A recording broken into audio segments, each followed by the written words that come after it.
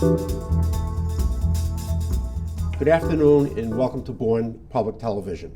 My name is Wayne Sampson and I'm the chairman of the Southside Fire Station Building Committee. We know that there have been a lot of questions, and today we would like to address some of the issues that the residents have brought up in the last several weeks. With me is our Bourne Fire Chief, David Pelonzi. Welcome, Chief. Thank you. And our the architect for the project, Mark Saccoccio of Saccoccio Associates, and I might say an award-winning company. I saw on your brochure. Yes. So congratulations. Thank you. Great. So everyone knows that for the past 5 years, we have been looking for to build a new fire station in town. And Chief, if you could give us a little background on what occurred at the Barlows station and why we've had to make this move.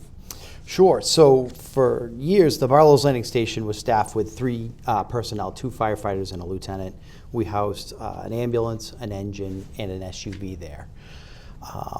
The station was built in 1947 and lacked a lot of the things that a modern fire station would need.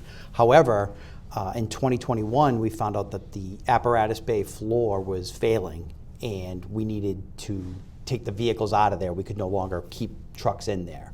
So we had to relocate to the Monument Beach Fire Station, which also is not very adequate for a fire station. So actually, that building was condemned by the building inspector? That section of the floor, we still keep one engine in one of the bays that does not have a basement, so that's structurally sound, but the rest of the building is that floor is structurally unsound. Great. Now, from a future perspective, is that site a viable site to be used again? We had looked at that, and it would have required taking a lot of other parts of that property, and then another concern was that it's also in the floodplain, which could impact our response out of the station. So you raise a good issue. We got significant comments from both the public and town officials that they were very concerned that we would have to take part of the playground anyway to build the station and have parking in the back or whatever. And that would have greatly affected the community as a whole if we had stayed at that location. Correct. That was one of the issues there, yes. Yep. Mark, when you did some of the studies at the Barlows station, what did you find when you did the borings, test borings in the land?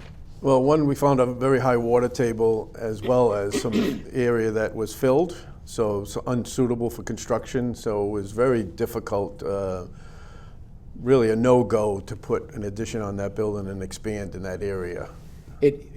My understanding is that it would have been pretty expensive to make it usable because of that floodplain running through the basement area. Correct, and the fact that it is actually within the floodplain and it's within a valley too, so that it actually, the exit onto the main road in a flood situation would be underwater, so would limit any response. It actually would create effectively an island for the station, which we thought was not appropriate. Okay. Chief, now everyone knows that we've already found another site, but leading up to that, what are your plans and what do you see as the requirements for the south side of Bourne relative to the fire service? Well, in order to maintain the current level of service, we need to have an area that's going to store all the apparatus that we need there. Currently, we have 2 ambulances and an engine stored in Monument Beach and the second engine in Pecasset. We have to keep our brush vehicle and our SUV outside because we don't have the storage space for them, which impacts the lifespan of those vehicles. Right. We need something that not only meets our needs for today, but also the future needs as we continue to expand and our call volume continues to increase. Okay. So relative to the Clay Pond location, and this is, we have a site plan for that location, but a little bit of a history. The committee has spent almost 5 years searching the whole south side.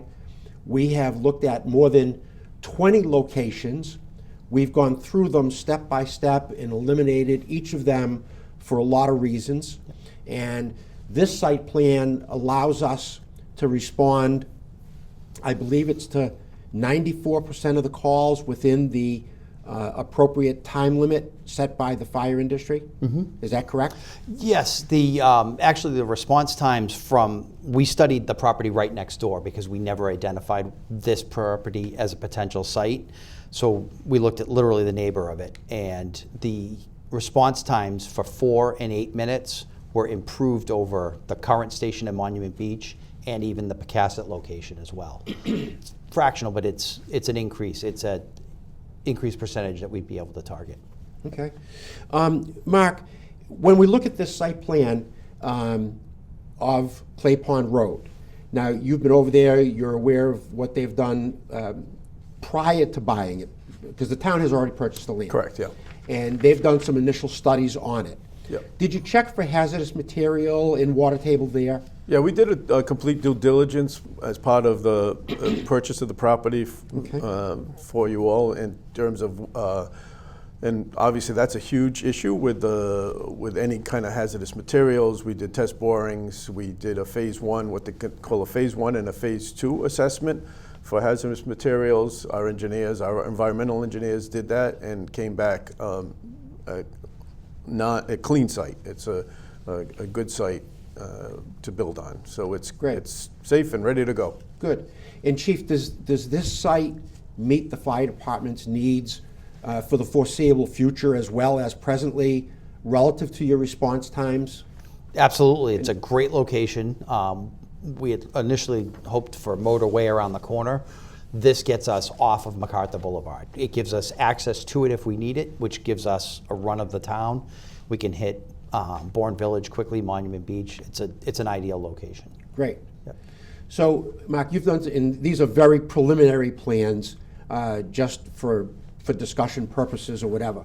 So let's take a look at the first floor plan, and if you want to describe how it's laid out, and then Chief, after he does that, we'll talk about why some of those rooms are so important. Sure. Yeah, so as part of the purchase process as well, we want to obviously make sure the building fits on the site. Right. And we knew the site was tight. There was even talk about looking at the adjacent site. So during that due diligence process, we looked at what would fit on the site, what would meet the needs of the fire department, how big it needs to be, and obviously ingress and egress out of the site with equipment and visitors and parking and all the like.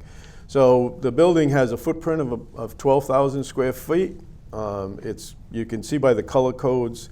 One of the things that we'll talk about this, I think, a little bit more, but best practices within a fire station is to compartmentize the most highly contagious or dirty. We call it. We go from dirty to clean.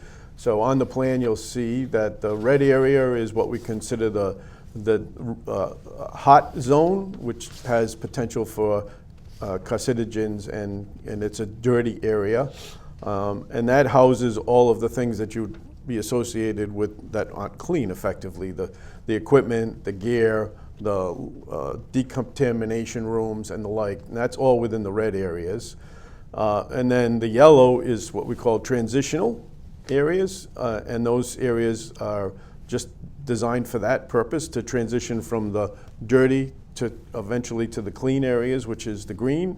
You never want to go from a red zone to a green zone without transitioning through a transition zone, for lack of a better term. So the station on the first floor houses all of the real day-to-day functioning of the station. It has the day room, the entrance, the purple color in the front is the main entrance. A day room, a washroom, which is the lower right-hand corner, a bathroom, a office area, and then in the back, that long rectangular room is the day room where there'll be a kitchen and a day space where the firefighters can spend the time during the day. And then ringing around is the backside are all of the things that are needed. The decontamination room, which is used just for that purpose, decontamination. There's a laundry, gear storage, where we store all of the firefighter gear and everything that's associated with that. On the second floor is let's hold off for 1 second on the second floor. Chief, can you just talk about the necessity for the decontamination and the cleaning the equipment with cancer and PFAS? Yep. There's a lot of issues you're facing today. Yes, and neither the Monument Beach or the Pecasset station, or even our Buzzards Bay station, has any of that. Sagamore was the first station to have the decontamination room dedicated. So after a fire now, crews have to go from the south side all the way to Sagamore. We do have washing facilities in Buzzards Bay as well for gear, but that's a necessity in this day and age because of all the stuff we're exposed to, from hazardous materials to the products of combustion that cause the cancer. So we need to have that decontamination space. We don't have that at all now. And with the garage space on this first floor, that allows you to get all of your equipment inside so that it's secure from the elements year-round. Yep, it's secure from the elements. It's secure from unwanted tampering of the vehicles. We don't have to store stuff outside, which becomes an issue during the winter as well, even for our SUVs being outside 24/7 in the snow. Right.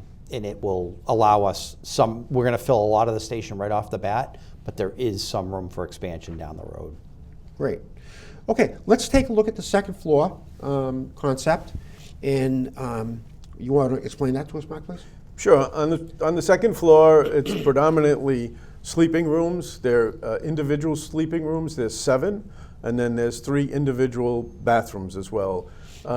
We do almost exclusively single occupancy bedrooms now for the firefighters for all the obvious reasons. One, they're unisex by design, and then they obviously afford the most amount of privacy for each of the firefighters. And then the bathroom facilities are also private, so there's 3 bathroom facilities. There's a small, what we call a breakout room up at the upper left-hand corner. And there could be a couple of chairs in there, some quiet reading area, study area if somebody's working. We find in the stations that we've done that there's the main day room, and then the firefighters like some quiet areas as well. Sure. But the rooms are designed to be just that. They're just rooms for sleeping. There's not a lot of, they're very minimalistic in terms of the design. If you needed a cot in any one of them, you could do it during a storm or the like, but that would only be on a short-term basis. So there's also a wellness area on the upper right-hand corner for fitness, and I've been told by many a chief that we put them in, and then they say, well, people aren't going to use it necessarily, and time and time again I hear from all the chiefs that, you know, John, who never would ever get on a Stairmaster or ride a bike or do anything, is because it's convenient, he's in there doing and working, or she is working on that, and I've heard a lot of real good stories about the success of the wellness areas. Well, and physical fitness really is an important issue in the fire service Absolutely. today. Yes. Not only for their fitness, but it reduces injuries, and so there's other benefits as well. Yes. Great. I know you mentioned the individual quarters. Now, you've had some personal experience through COVID. This is not the 1960s where they have one bunk room Right. for everybody. Yep. Today we have women and men that are working the shift together, as well as you came up with some issues relative to sickness and illness. Yes, yeah. It's been a number of years since we've had a joint one sleeping room. That was in the Buzzards Bay station, and that was converted to several rooms. So all of our stations now have individual bunk rooms, and in addition to the privacy concerns, with that as our diversity increases, health and wellness is another huge part of that. And during COVID, when we had to isolate in the stations, in between calls, a lot of the crews would just stay in their rooms, and you can't have a shared bunk room and isolate. So, Okay. Great. Mark, I know that as the architect, if this passes at town meeting and the ballot, then you'll start the final plans and move forward with the process. But you have done some preliminary cost features for us as well? Yes. Correct? Yes. And we have an approximate budget at this time of 18.5 million, is it? 18.8 million, thanks. Could we put that up on the screen? And could you just run through that just slightly for us? Sure. The cost basis at this point, because we're early on in the program, so we're doing historical data. We've done 15 stations probably in the last 5 or 6 years throughout the Cape and Massachusetts and Rhode Island.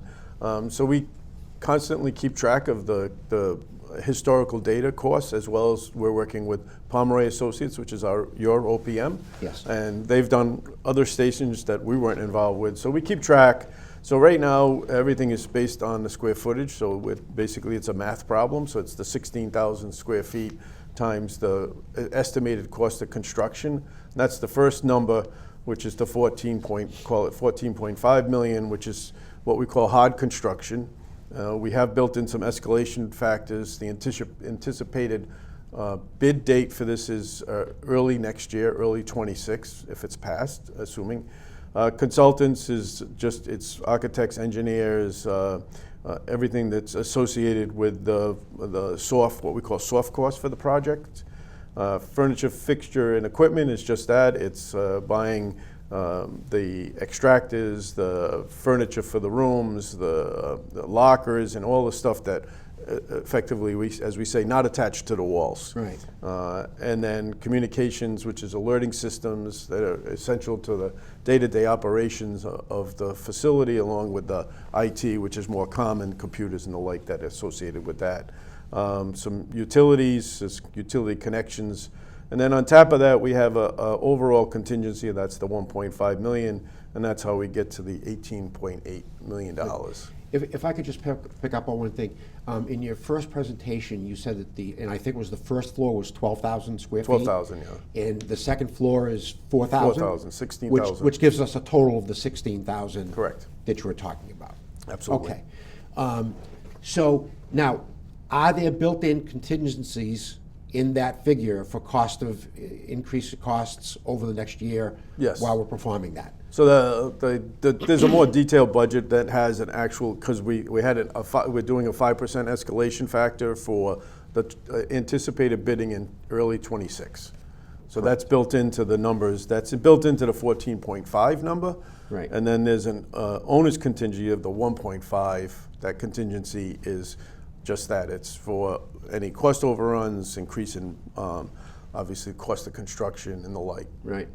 Now, none of us can even guess at what's going to happen with the economy right now with what's going on in the country. However, you've got a lot of experience in building fire stations, and you work with a lot of contractors.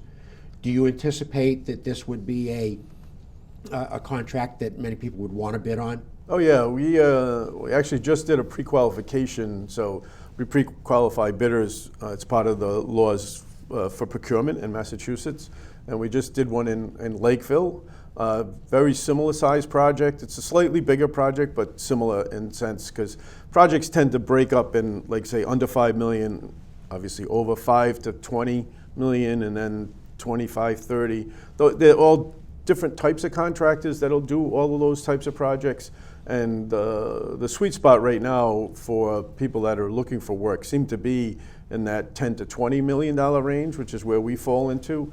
Right. In Lakeville, we had, I think it was 14 general contractors that showed an interest, and 120 subcontractors, which those are only what they call the file sub bids, which is 7 trades, and plumbing, mechanical, electrical, and others.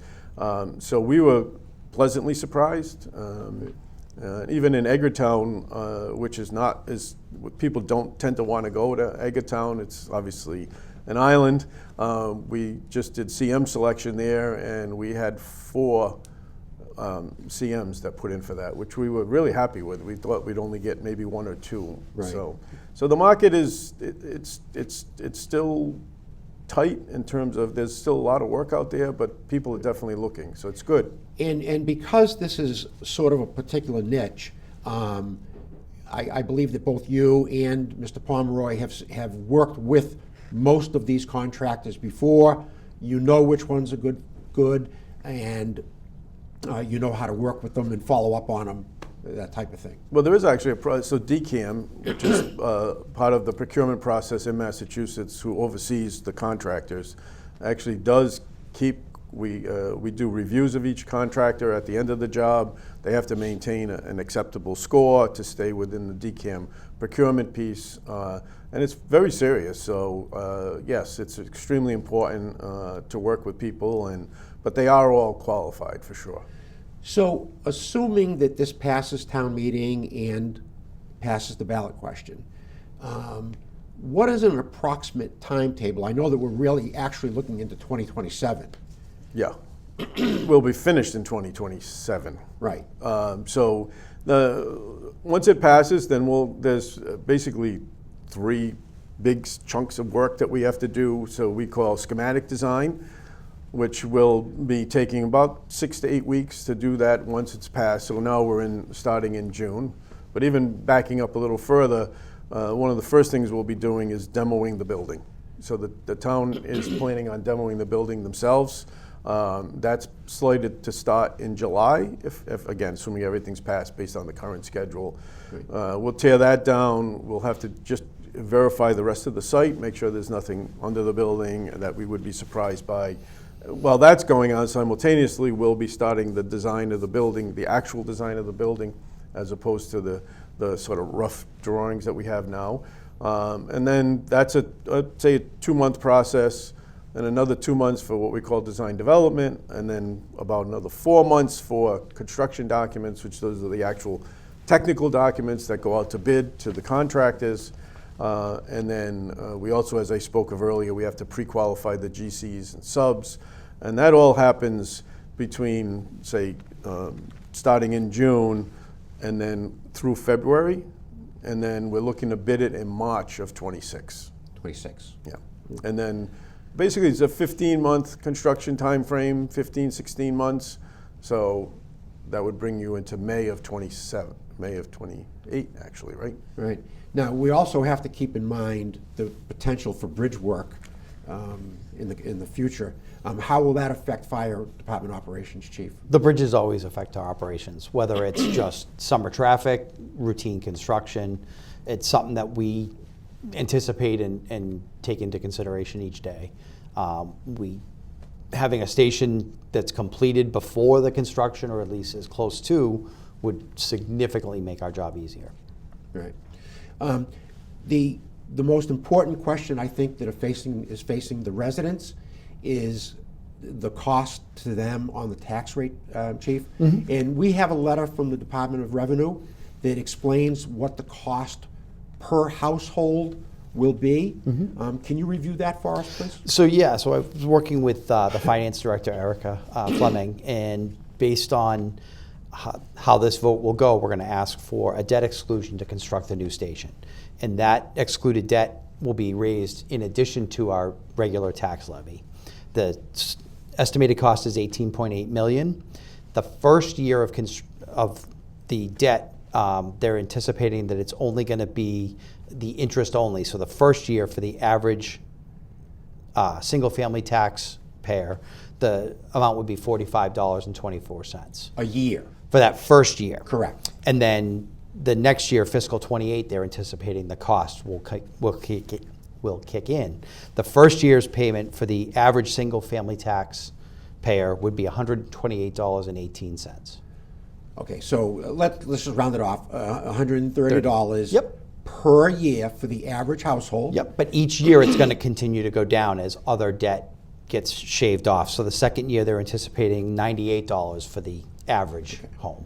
So we're only talking, we are talking $35 a quarter on the tax bill. Yep. Okay, if this project goes. Great. So we've touched on the selection process, the need for it. We've reviewed the construction, the bidding process. We've reviewed the tax implications for our residents. Mm-hmm. And these are the main issues that we hear from everybody consistently. So we're trying to do this.